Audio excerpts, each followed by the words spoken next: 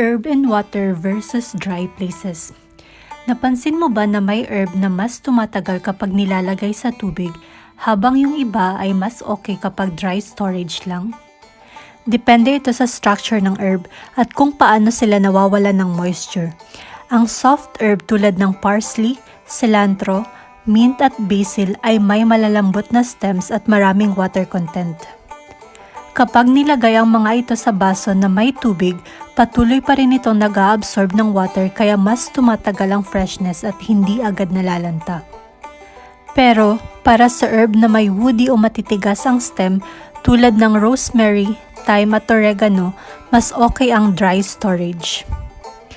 Naturally, mas kaunti kasi ang water loss at kapag nilagay sa tubig, pwedeng sumobra ang moisture at magdulot ng mold o mabilis na pagkabulok. Kaya mas magandang balutin sila sa paper towel at ilagay sa container at i-ref.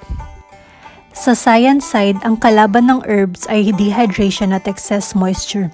Kapag kulang sa tubig, wilting ang result. Kapag sobra naman, rot and mold. Kaya best practice, soft leafy herbs in water. Woody herbs, dry and cool storage. Hanggang sa muli mga ka-eco.